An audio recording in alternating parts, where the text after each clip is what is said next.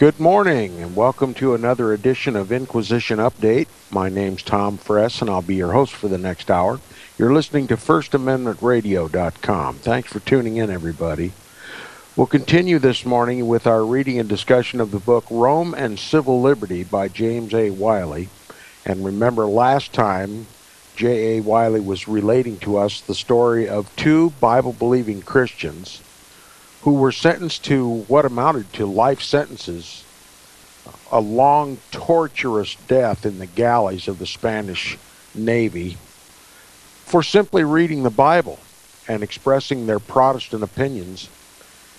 And we posed the question, if, like Roman Catholic Spain, the Vatican gets control of the government of this country, might we well expect the same end persecution of Bible-believing Christians? I assert that if Rome has given her sway in the United States and the Protestants remain asleep, the United States will be the new Spain in the world. And an Inquisition like the which the world has never seen will take place in this country, in the last bastion of Protestantism, the United States of America. And so we here at Inquisition Update take James A. Wiley's warnings very seriously, and I hope my listeners will do their own research into these matters and come to the same conclusion. Now, before we continue, we'll retreat one full paragraph where we left off last time for continuity purposes. We'll begin with the last full paragraph on page 249, still talking about this death sentence that was issued to these Protestant men to serve out 8 and 9 years, respectively, in the galleys. He says the Correspondencia, which is a publication, a widely read publication in Spain, the Correspondencia of Spain attempted a vindication of this atrocious sentence. And what was that vindication? Quote, "These men," said the Correspondencia, "were condemned not because they were Protestants, seeing that nobody is punished in Spain for religious opinion, but because they openly, with tongue and pen, excited a propaganda in favor of Protestantism, which is forbidden by the Constitution of the state," unquote.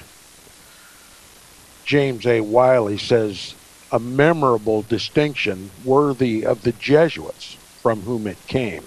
Okay? No one is persecuted for their religious opinions in Spain, officially, but if you express your Protestant opinion, you're persecuted unto death in the galleys.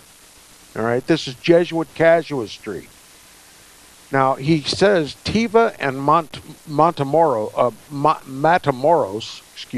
Tiva and Matamoros, the two who were sentenced to the galleys, were condemned simply for reading the Bible and lending it to others. But then we must not say that they were condemned for religious opinion. In Spain, no one is punished for his religious opinion. But you must keep your opinion locked up in your own breast. The moment you breathe it in a word or whisper, or translate it into worship, down comes the Spanish government upon you, and you are sent to the galleys for transgressing the limits of religious freedom and sinning against the state. You're free to think whatever you please. No power under heaven can prevent you from doing this. No, not even the Spanish government. Even the rack upon which Bible-believing Christians were stretched in the Inquisition, even the rack sometimes fails to discover thought. But the moment your opinions are found out, if these are different from those which the Constitution of Spain prescribes, then must you expiate them in the dungeon and in the galleys. Perhaps the Correspondencia did not see that in offering such a vindication, it added a new infamy to Spain. The Correspondencia said that the sentence of the Tribunal of Granada is strictly legal and is in harmony with the Constitution of Spain. In saying so, it just affirmed that the government of Spain is by its very constitution a persecutor for conscience sake, and that were it as powerful as in the days of Philip II, it would fill the world with the same tragedies with which Philip II covered Europe with blood and himself with infamy.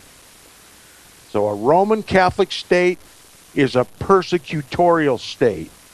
It is a common identifying characteristic of Romanism.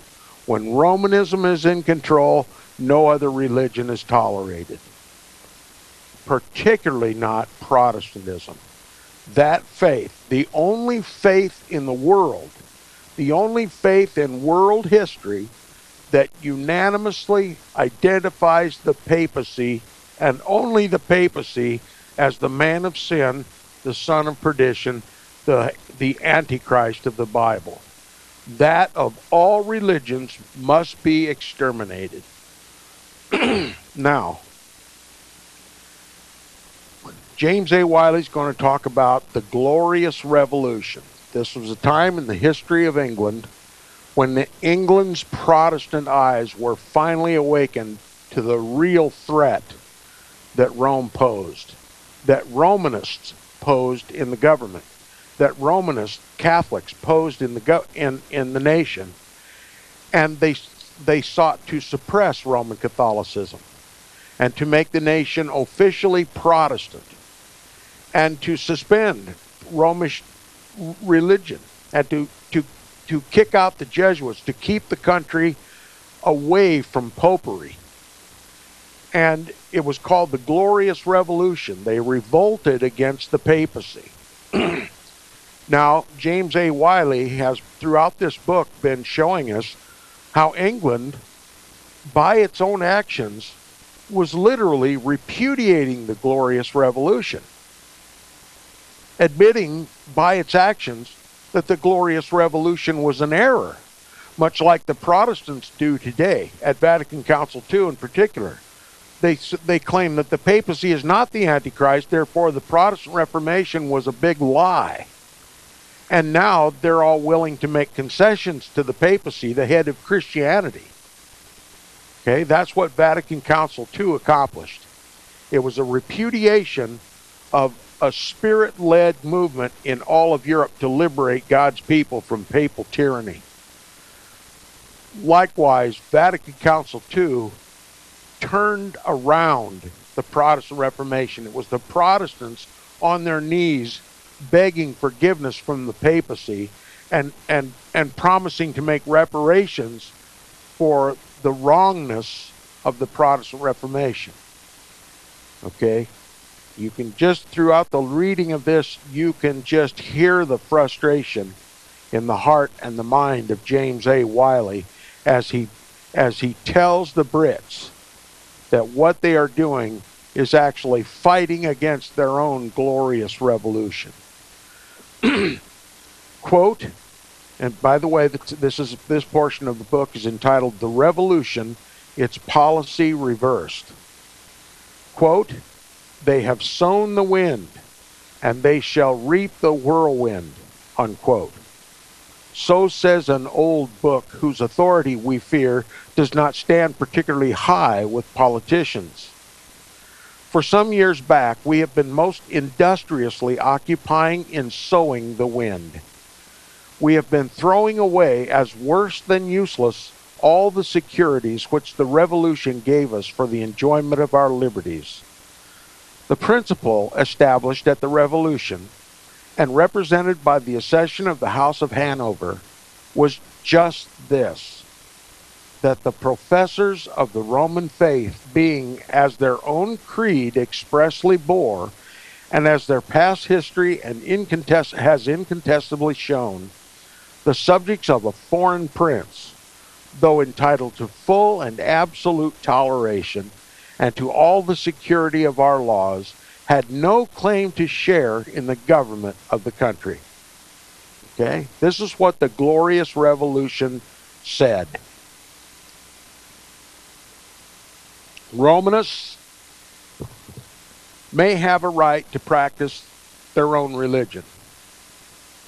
but being subjects of a foreign potentate, hostile to the gospel, hostile to Protestant governments, hostile to Protestant constitutions, and seeking only the restoration of England back under papal control, had no right to serve in the government, no right to write the laws of the land. Okay? That's what the Glorious Revolution accomplished. It kicked the Catholics out of government. It stripped them of any right to govern. It stripped them of occupations, of law enforcement, of sitting in the House of Commons or the House of Lords. Since they served the Pope and the Pope only, they were natural enemies of the Queen, natural enemies of the King, and they could not lawfully serve in government anymore. That's what the Glorious Revolution was in England. Would to God that there were a glorious revolution in the United States of America today. He says, this was the principle established at the Revolution. On this basis did the great statesman who accomplished it intend that the Constitution should henceforward rest. In national ethics, there cannot be a principle clearer and more undeniable than that the citizens of a country only are entitled to administer its government. All right, what's the assertion here, my listeners? It's that Romanists cannot be citizens of their countries that they live in if they serve only the Pope. He says, in national ethics, there cannot be a principle clearer and more undeniable than that the citizens of the country only are entitled to administer its government. This is where we get the phrase of, by, and for the people. The government should be of, by, and for the people, its citizens. Now, if every Roman Catholic is first and foremost a citizen of Rome, and a subject, both spiritually and temporally, of the Pope, they cannot rightly be called citizens of any nation except Rome. And therefore, they have a dual loyalty at best. And they cannot legitimately serve in the government. To allow a Roman Catholic to serve in the government is to give avenue for the papacy to control the government, for papists to write Roman Catholic canon law and apply it in the civil law. And that's exactly what the United States has done. That's exactly what Great Britain was doing. All right? In national ethics, there cannot be a principle clearer and more undeniable than that the citizens of a country only are entitled to administer its government. The Revolution sanctioned this principle and said to the members of the Roman Catholic Church, we exclude you from power, not because your faith is wrong, but because your allegiance is wrong. We will tolerate your worship, but we cannot endow it. All the protection of person and property which our laws can yield, with all the social and personal benefits which flow from our Constitution, we shall most willingly accord you. But a right to legislate and govern is what we cannot give. This was an undeniably equitable adjustment of the long-standing quarrel between the citizens of the country proper and the foreign faction who were ever aiming at seizing its government. The foreign faction he's speaking of is the Roman Catholics in the country who were firstly loyal to the Pope and thought the Pope only worthy to rule the nations of the world. And it was their service in the government that kept a quarrel continually between Protestant Brits and Roman Catholic Brits. It kept the nation divided. All right? You cannot have two heads ruling the nation. If the people are going to elect a head, fine. If the papists are going to elect a head, let them have their own country somewhere. But not Protestant England. All right. This and this alone was the principle which the Revolution established and which it brought into practical operation. As a church, we protested against the religion of the Pope. As a state, we protested against the authority of the Pope. And the Revolution was just the embodiment of that protest. We had no option, so our forefathers judged, betwixt that principle and foreign serfdom. With it came independence and liberty. Without it were base subjugation and foreign thraldom. But in process of time, we began to question whether the principle on which we had accomplished the revolution was a sound one. By and by, we went a little further and admitted that it was erroneous. We next conceded that it was a wrong done to the papists. When we had got this length, when we had gotten this far, we had in fact passed condemnation upon the revolution. You see what happened? They were well justified in kicking the papists out of the government. They knew the very survival of the nation depended on there being just one head, government of, by, and for the people. Otherwise, papal tyranny would rule. And so they kicked the Roman Catholics out of the government. It was by necessity. All of Europe followed that example. If you want Christ to be the head of the church, and if you want citizens who obey God's law, then you can't have the Pope as its head. It's common sense. All right? Once you understand that the papacy is the Antichrist of the Bible, you can't have Christ and Antichrist sitting on the same throne and wrestling over the government of the country. And even after learning the lesson the hard way, in time, Protestant Britons began to question what they had done. He says, but in the process of time, we began to question whether the principle on which we accomplished the revolution was a sound one. By and by, we went a little further and admitted that it was erroneous. Isn't that what we did at Vatican Council II? In the process of time, since 1517, at the declaration of the Protestant Reformation, in the process of time, we began to question whether the principle of the Protestant Reformation was a sound one. And by, we went a little further and admitted that it was erroneous. That's what we did at Vatican Council II. We admitted that the Protestant Reformation was erroneous, and that it was a crime against the Pope. He says, by and by, we went a little further and admitted that it was erroneous. We next conceded that it was a wrong done to the papists. When we had gotten this far, we had in fact passed a condemnation upon the revolution. And that's what we did. We passed a condemnation upon the Protestant Reformation in 1965. He says, we in effect said, quote, we were all wrong in banishing the Stuarts, the Roman Catholic kingly family. All wrong in alienating the national endowments for the Roman Church, and all wrong in shutting the doors of Parliament against the members of the Roman Communion, unquote. And from that day, although it has been much the fashion to applaud the revolution as an event, it has been not less the fashion to reprobate it as a principle.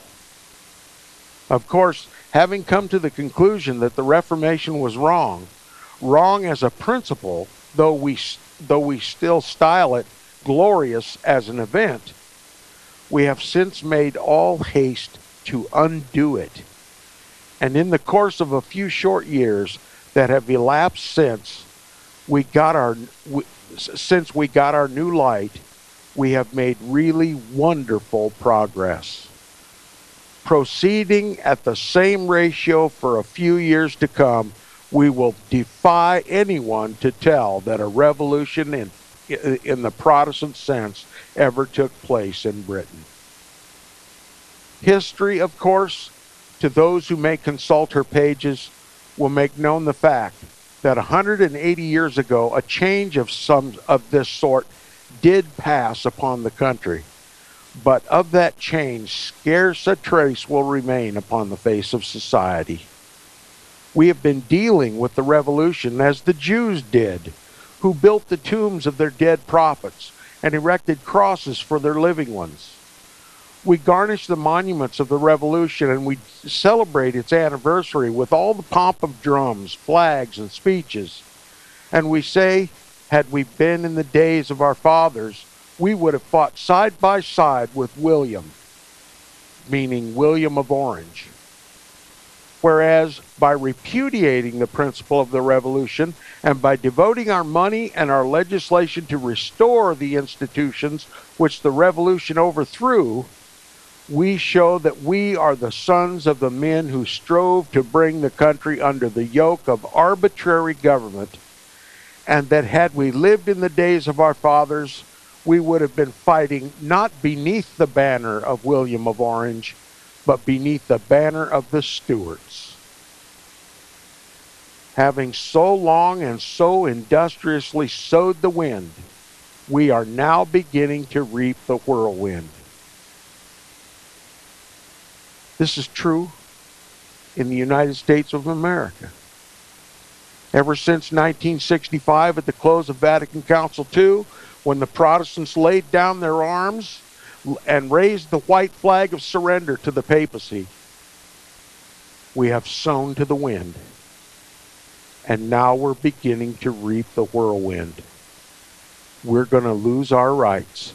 We're going to lose our right to preach the gospel. We're going to lose our right to curse the darkness of Romanism. And we may serve our due in the galleys.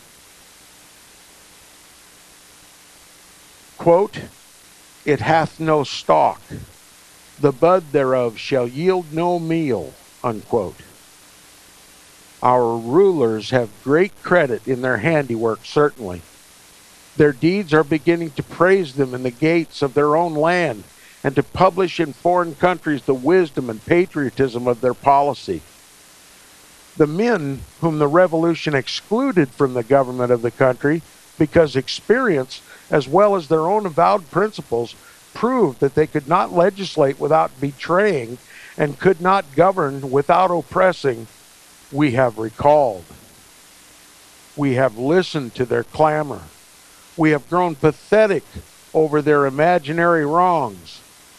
With posts and pensions and sums of almost fabulous amount, we have loaded them. Every avenue of the Constitution we have opened to them. Every bulwark of the country have we placed in their hands. Well, after 30 years of sowing, we are now beginning to reap the harvest. But of what kind is that harvest? Is the bud beginning to yield meal? Is it in peace? Is it amid abounding signs of order, loyalty, and concord that we are bringing back our sheaves? Alas, for the golden promises amid which we sowed the seed. It is not the songs, but the howlings of the reaper that fall upon our ear. That's what happened at Vatican Council II. We've sown to the wind, now we're going to reap the whirlwind, unless we repent. We'll be back right after these messages.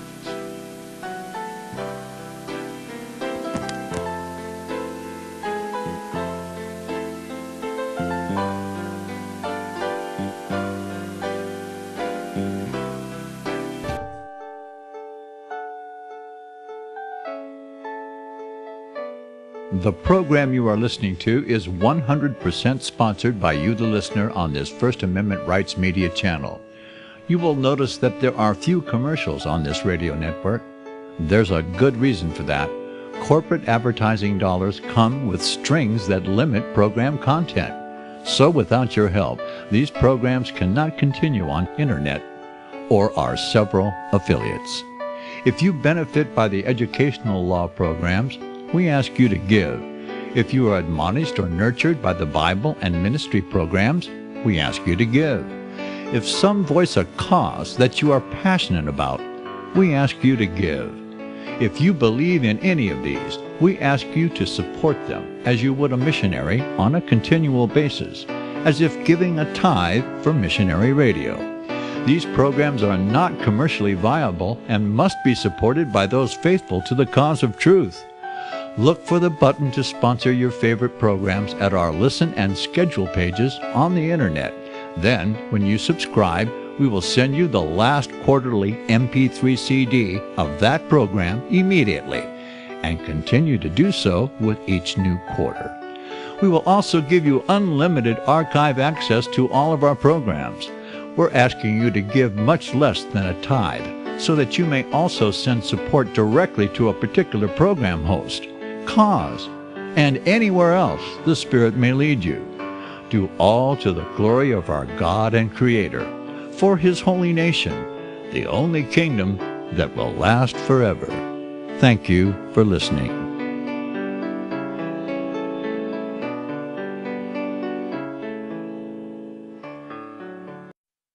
Visit crosstheborder.org, CROSS, crosstheborder.org, to get your print, EPUB, or PDF version of the book, The Rapture Will Be Canceled. That's crosstheborder.org. I know you all want answers, and believe me, so do I, and I'll do my best to get them.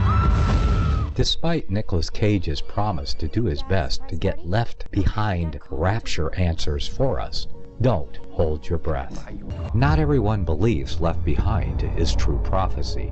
Some may even regard as conspiratorial the mainstream re-release of the Left Behind movie, with actor Nicolas Cage portraying the main character, as an attempt to further reinforce in the minds of all this perception of false prophecy, in order to condition the masses for the play about to begin. If you want true Bible prophecy answers, get the book, The Rapture Will Be Canceled.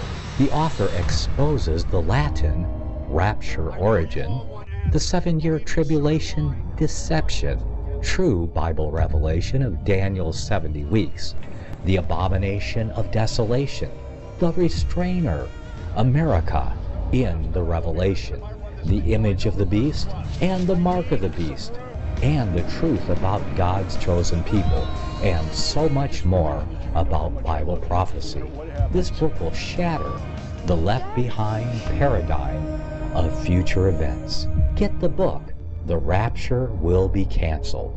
Visit crosstheborder.org, CROSS, crosstheborder.org, to get your print, EPUB, or PDF version of the book, The Rapture Will Be Canceled. That's crosstheborder.org.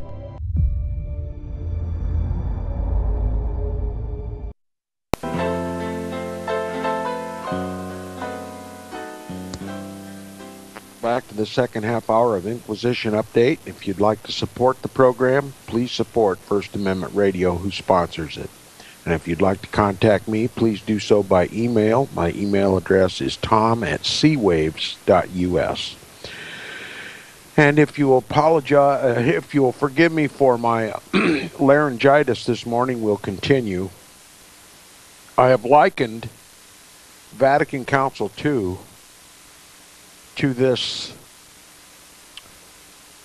gross error that England has committed in repudiating her own glorious revolution, and beginning to feel that they had done a wrong to popery. How could it be that a Protestant England that full well understood the papacy was the Antichrist of the Bible come to the point of reversing the Glorious Revolution? What kind of insanity came over the country? What kind of delirium? What kind of delusion?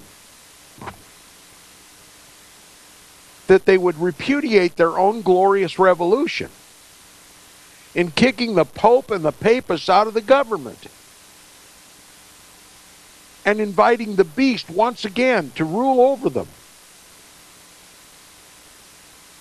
Likewise, what insanity took over Protestantism that made them pine for the rulership of the Pope over Christ?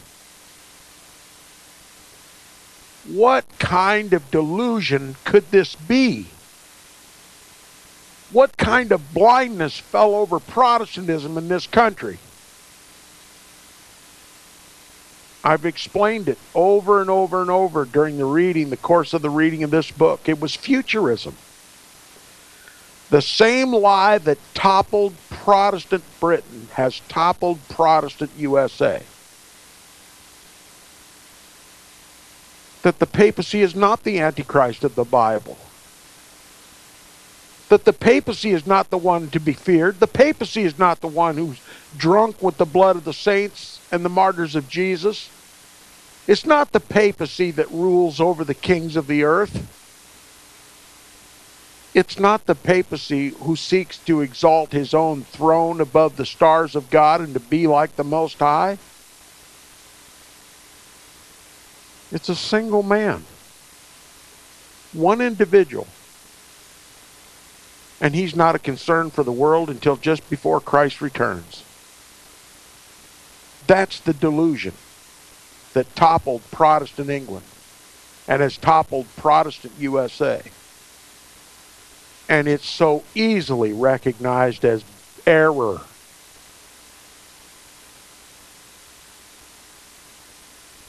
We have to repudiate futurism and return to our Protestant understanding of the Scriptures, our historical understanding of the Scriptures.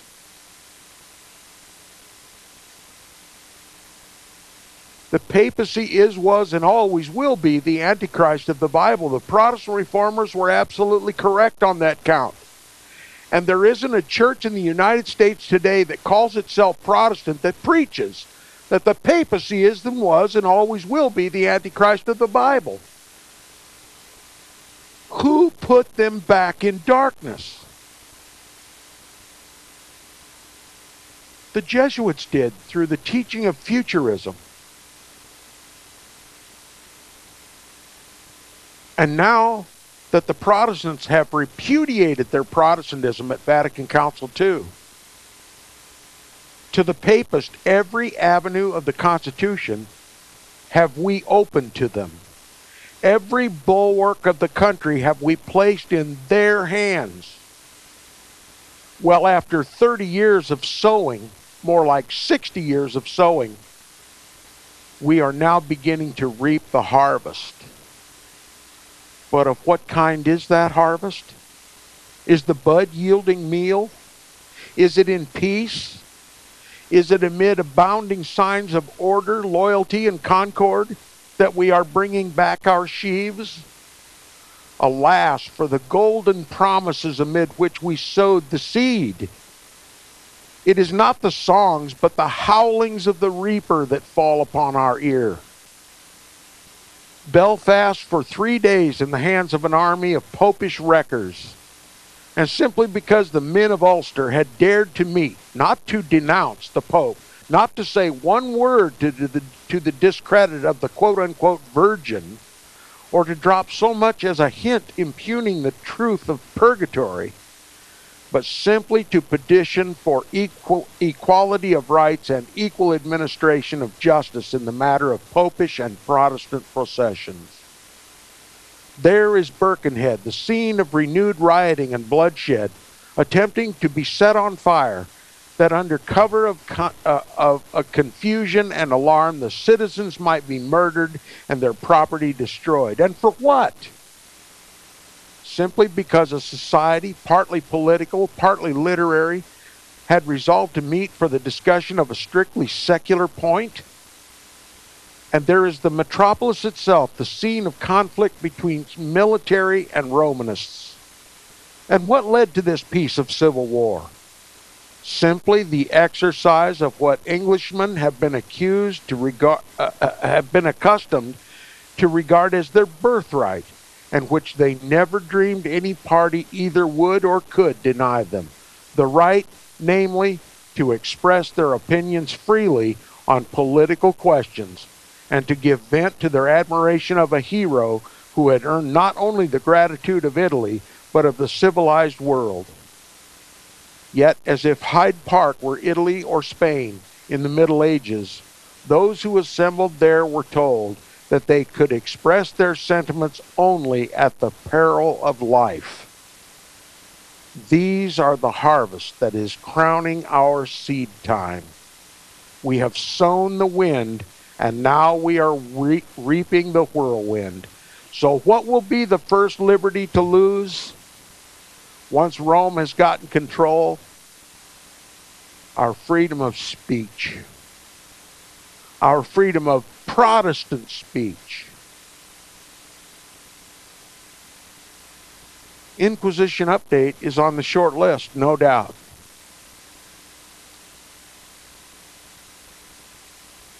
We can't curse the darkness anymore. We can't call the Pope Antichrist.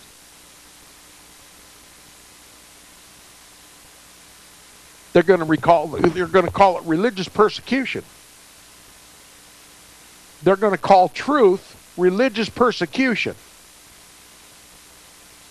They're going to call us domestic terrorists, threats to the government. Why? Because Rome controls the government. And if we condemn the papacy as the Antichrist, certainly we're going to be a threat to the government. We're going to be seen as a threat to the government. And so you may have your private opinions, your private religious opinions, but the moment you speak out, you're going to serve your time in the galleys. Your time on the rack. Your property is going to be confiscated. You're not going to be fit to maintain your parental rights. Your children are going to be taken away from you. You're not going to be able to find a job. And you're certainly not going to have right to the new economic system where they can just simply, like turning a key, shut off your bank account and you can't access it anymore. Rome is equipped with tools, high technology tools to control your life that she never even dreamed of during the Dark Ages. The government has so much information calculated upon every head in this country to make justification to persecute anybody it wants. And there's not enough Protestantism left in this country to protest it. Since Vatican Council II, we have sown the wind, and now we're reaping the whirlwind. We were warned that we had no right to expect that the course of the moral world would be suspended in our behalf, or a miracle wrought in order to save us from the consequences of our own folly. But those from whom these warnings came were set down as men of disordered imaginations, whose very sleep was disturbed by imaginary terrors of the growth of popery. Our rulers knew better, we were told. They had a secret that could transform tigers into lambs, and that could make priests who had bound themselves by oath, soul and body to the priest king in Rome, steadfast friends of Queen Victoria. And so a policy of surrender was adopted. What progress have we to show for 30 years concession and conciliation? Are we not compelled to make the humiliating confession that things have been going on from bad to worse, and that now the very men whom we have fed and pensioned and whom we have gorged with every growing grant from the public treasury are found at the head of a conspiracy to put down the free expression of public opinion over the kingdom? That's what happened at Vatican Council II.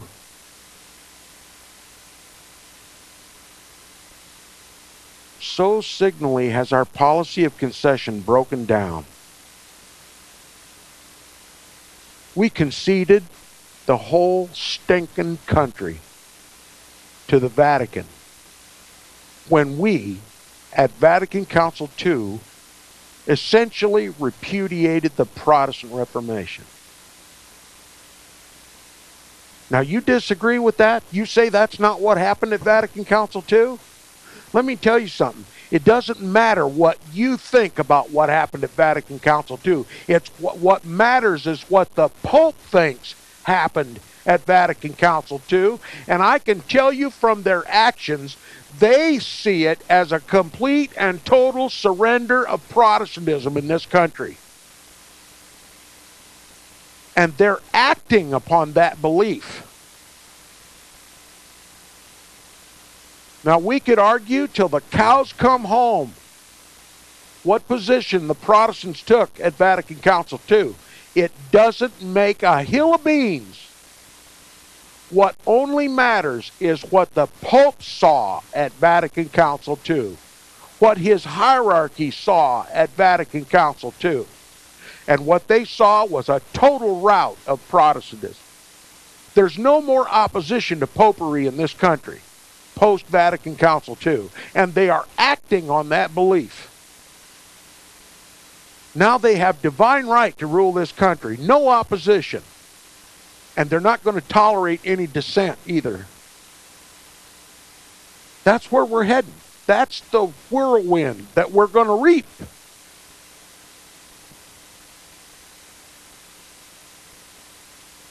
How far did we concede to Rome at Vatican Council II? Rome will decide. Shall we make more concessions to Rome? Now that she doesn't even need any more concessions from us?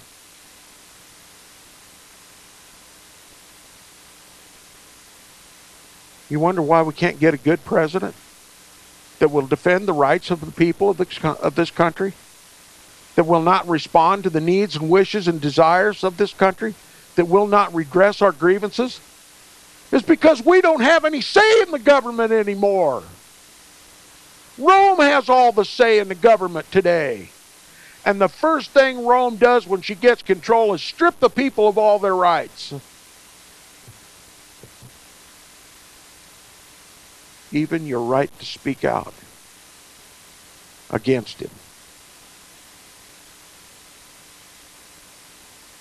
And it says, and as if to make the failure of that policy still more manifest, it is remarkable that the whole force and fury of the Roman faction have been directed not against our religion, but against our liberty.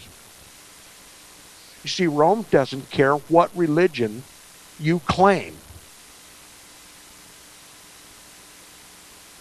as long as you're enslaved to her. You can profess any religion you want. You can be as ecumenical as the man in the moon, as long as you serve under Roman Catholic canon law.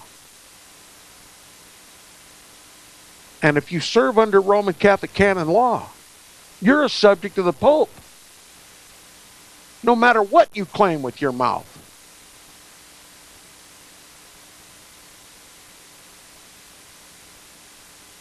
He says, and as if to make the failure of that policy still more manifest, it is remarkable that the whole force and fury of the Roman faction have been directed not against our religion, but against our liberty. There's where your liberties are going. History's repeating itself. It's as if James A. Wiley is writing about our time. Because the same things are happening today that happened in England in 1865. It's a mirror image. And it shouldn't be a surprise to any one of us who calls themselves Protestant. We could have predicted this.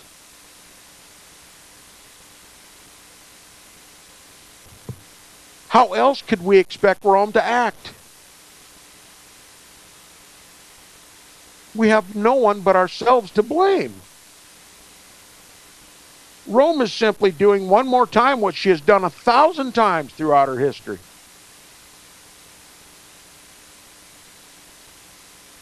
There's no excuse. Much as I would like to give myself and all my listeners an excuse, we don't have one.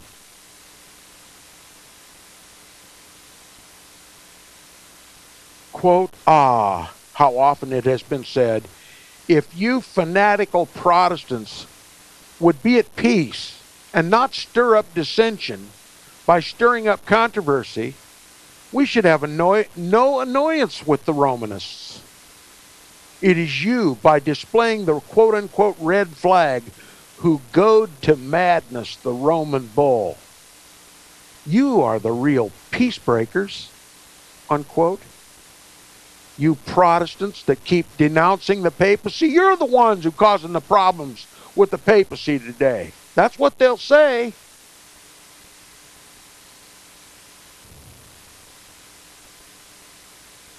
Quote, civil war, said such, we shall have no civil war unless the old Covenanters rise from the graves, and unless their modern descendants, sword in hand, take to the hillside, unquote. The riots of Birkenhead and Hyde Park give the lie to this theory and ought to teach our statesmen that the faction on whom they have lavished all their caresses hate them not less than they hated the zealous Protestant, and include both in the category of fanatics and are prepared to put down not religious liberty only, but all liberty. And where is it that these riots have broken out? One guessing beforehand would have indicated Scotland, or the Protestantism, where the Protestantism is the strongest, or where the red flag hangs daily before the eyes of Romanists. Yet no, it is not the land of John Knox. It is Episcopalian England which has been disturbed. And let us mark that the bishops in their pastorals have had the effrontery to tell us that if we don't give up the free speech to which we have been accustomed and post up in our factories and workshops a list of interdicted topics on which our workmen are to be silent, peace we will not look for. Peace we need not look for. They do not say to us as yet, unless you give up your psalm singing and your conventicle attending, we shall do so and so. That will come in its own time. They say, unless you give up your free talking and your free printing, you may look for broken windows and broken heads, and all the other et ceteras by which Romanists are wont to give practical effect to their notions of liberty. Freedom of speech. How much we cherish freedom of speech, even to the point of abusing it to our own shame. But the speech that Rome hates is biblical speech, Protestant speech, Christ-centered speech, anti-popery speech. And that's what's going to be taken away.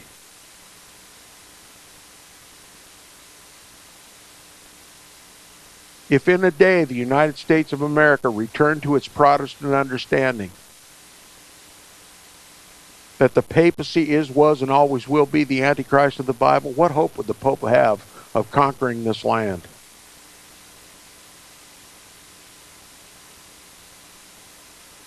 But Americans today believe anything anti-Catholic is anti-American.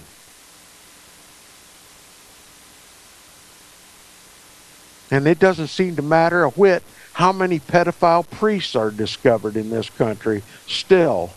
Any word against popery is a word against Christ. Any word against Roman Catholicism is a word against Christianity.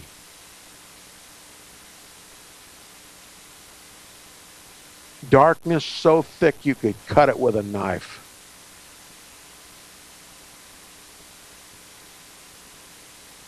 Now, the next portion is entitled The Troubler of Europe. You hear the Bible talk about wars, and rumors of wars? Who foments all the wars, and for what purpose?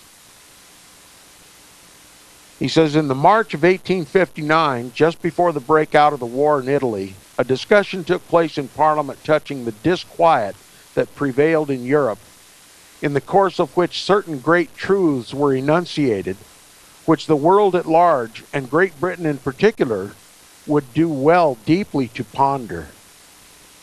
Providence works out its grand problems in the slow course of 1,000 years, and gives them such breadth and prominence that they remain lessons for the race of all time. Of such a nature were the problems brought into view by the discussion of which we refer.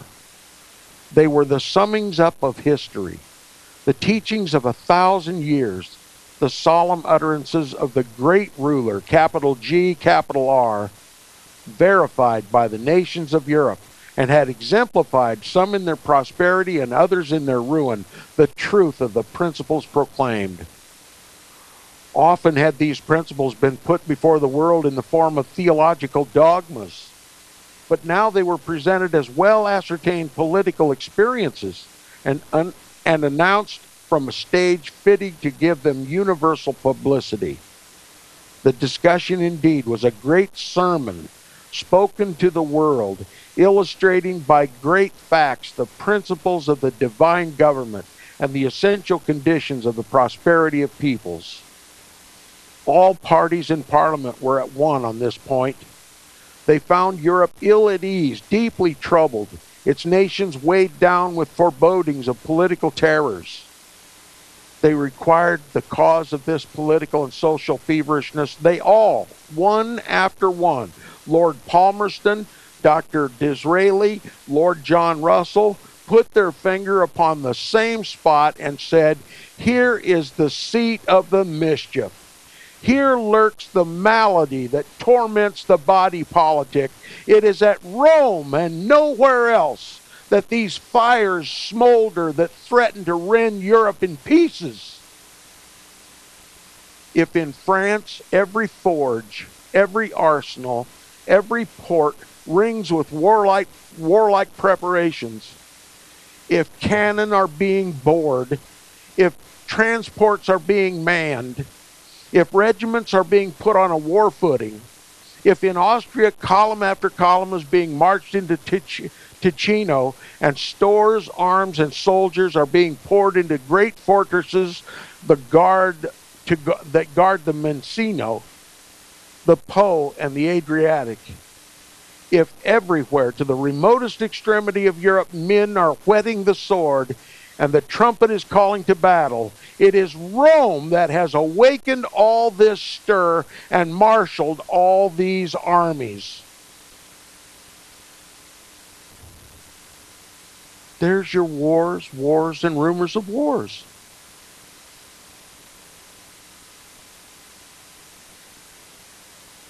Bible prophecy fulfilled. And we don't need to guess anymore where the rumors of war come from. They come from Rome. It is Rome that has set the world on fire. It has set brother against brother, nation against nation, and kingdom against kingdom. And it's a palpable truth, an undeniable truth.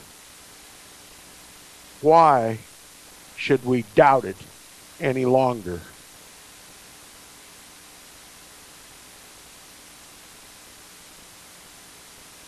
She's the instigator of war because she benefits by it.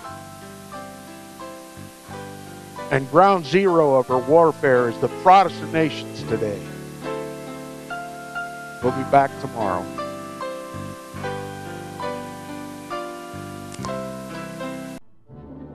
book of Revelation says, "The spirit of prophecy is the testimony of Jesus Christ." This is at the very heart of FirstAmendmentRadio.com. In that spirit, we have created the Prophecy Reality News app for all of your mobile devices, streaming First Amendment Radio 24 hours a day, 7 days a week. Available for your Apple, Android device, and smartphone, absolutely free. Get the Prophecy Reality News app installed today, so you can listen to First Amendment Radio wherever you are. The Prophecy Reality News app. Get it now.